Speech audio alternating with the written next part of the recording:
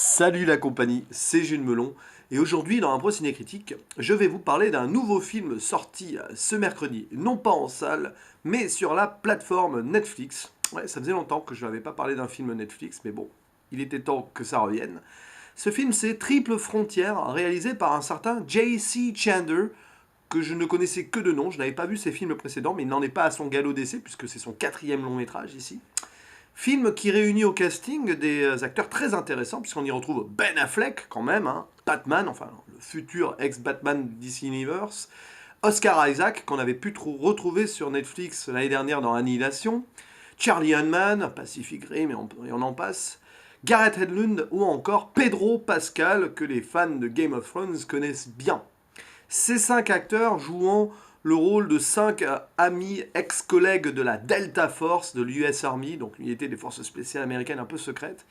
Ces gens qui se sont retirés de l'armée se retrouvent quelque part à la frontière entre le Paraguay, le Brésil et l'Argentine pour, on va dire, faire tomber un baron de la drogue sud-américain avec une histoire d'argent derrière. Sauf que voilà, tout ne se passe pas forcément comme prévu, enfin, du moins des choses arrivent au-delà de tout ça et leur relation est un petit peu mise à mal avec ces questionnements sur qu'est-ce qu'on doit faire, qu'est-ce qu'on ne doit pas faire, tout ça, qu'est-ce qui est moral ou immoral. Bon, c'est un film qui apparaît donc comme un film d'action, d'infiltration, un peu militaire, tout ça, mais qui est beaucoup plus humain qu'on pourrait le croire. Et bon, quand j'avais vu le synopsis et tout, j'étais pas forcément spécialement attiré d'ailleurs par ce film-là. Je comptais pas le voir.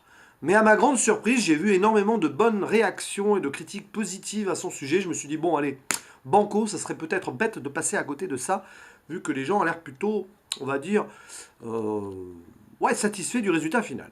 Et en effet, ce Triple Frontière est un vrai bon film. Ça faisait longtemps que Netflix ne nous avait pas servi ce genre de film-là, positif. Depuis Roma, je n'ai pas en tête un très bon film de Netflix. Voilà, cette année, en fait, sur Netflix, je n'ai vu que Polar. Voilà, que je n'ai pas. Enfin, j'ai pas du tout accroché. Mais on se rapproche ici des productions positives de Netflix, du style Okja ou Le Bon Apôtre, voilà.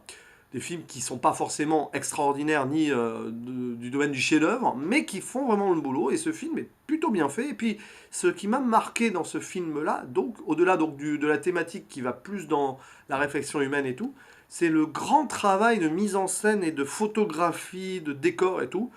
Là où la plupart des films Netflix, il faut l'avouer, pêchent souvent par un côté un peu téléfilm, un peu cheapos. Bon, c'est vite dit, mais vous voyez ce que je veux dire. Là, on sent que la production a été assez ambitieuse et grande, avec du coup ces spectacles donc à la frontière de ces 3 pays d'Amérique latine. Et franchement, c'est bien visuel et c'est assez immersif vu les aventures que vivent les 5 hommes au fur et à mesure que le film avance. Voilà. Alors d'ailleurs, le synopsis est à moitié trompeur en final, parce que tout le scénario autour du baron de la drogue, là, le baron lauréat, et pas L'Oréal, hein, même s'il le vaut bien, je pense, vu qu'il a réussi à prendre possession des terres aux alentours et de devenir un peu le chef, une sorte de dictateur indirect des gens qu'il emploie et des gens qu'il fournit. Bref, on pense, quand on lit le synopsis, que l'histoire de faire tomber ce baron de la drogue et aller s'infiltrer, machin, pour le capturer ou autre, on pense que ça va faire tout le film, grosso modo. Surtout que voilà, ça commence quand même avec une exposition assez longue où chaque personnage se retrouve. Le personnage principal finalement du film étant celui joué par Oscar Isaac, du nom de Popé, enfin surnommé Popé Santiago, qui réunit ses 4 amis pour faire tomber le baron et pour rendre service à une fille, voilà, il lui a promis de la libérer, de libérer sa famille, les exfiltrer vers le Pérou. Bref, on pense que donc ça va se tourner autour de ça et que ça va être assez classique, que ça va peut-être tourner autour de la drogue et trucs un peu comme Sicario de Denis Villeneuve, si vous voulez. Mais arrivé à la moitié du film, l'histoire prend une autre tournure et elle surprend à ce moment-là. Et on se retrouve face à un film psychologique, quelque part, qui met en avant les décisions de chacun et aussi les mauvaises décisions, surtout, surtout d'un personnage, sans spoiler, celui de Ben Affleck, qui est un petit peu on va dire, le salopard de l'histoire, enfin le plus gun maniac, voilà, on sent le baby killer quoi, de l'armée là-dedans, qui clairement a souffert de son passé et qui a du mal à vivre aujourd'hui dans ces souvenirs-là et avec les erreurs qu'ils ont commises, parce qu'on apprend très vite que les 5 hommes ont apparemment commis des erreurs sur le terrain, peu importe, les horreurs de la guerre, tout ça, tout ça. Voilà, et donc c'est un film qui fait réfléchir justement sur ça, sur 5 anciens soldats qui ont tué énormément de gens, qui ont dû souffrir ensemble pour obéir à leur pays et faire leurs devoirs, et qui, après coup, se retrouvent un peu démunis, ne sachant pas trop quoi faire, avec quelques soucis, que ce soit personnels ou financiers. Et il y a une petite critique ici sur, du coup, on va dire, ce qu'il advient des soldats une fois qu'ils sont sortis du milieu, qui sont à la retraite, entre guillemets, et ces syndromes post-traumatiques qui gravitent dans l'esprit de personnes qui ont forcément dédié leur vie à leur pays et qui ont vu toutes les horreurs possibles. Et c'est intéressant du coup de voir ces 5 hommes-là qui sont sortis du truc et qui se réunissent pour peut-être faire une bonne action, mais en même temps on sent que les erreurs du passé les hantent toujours. Donc là je peux pas en dire plus parce que sinon ça serait spoilé, mais tout ce qui se passe après du coup l'infiltration chez le baron de la drogue, et toute une histoire d'argent, parce que sur place, il récupère une somme d'argent, mais extraordinaire. Je ne peux pas en dire plus, mais les aventures qui en découlent dans la nature de l'Amérique latine, que ce soit dans la jungle, dans des champs cultivés par des gens qui font pousser de la drogue, dans les montagnes, il se passe tout un truc improbable, dans un hélicoptère et tout, qui fait réfléchir sur quelles sont les priorités de la vie. Parce que voilà, vous avez tout cet argent-là, vous avez aussi une femme que vous devez exfiltrer quelque part, tout ça, machin. Et à un moment, ils doivent faire des choix. La vie ou la survie.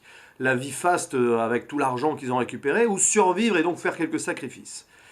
Et franchement, c'est super bien fait. Moi, j'ai bien aimé tout ce qui est milieu trois quarts du film. Enfin, on va dire un tiers, trois quarts du film.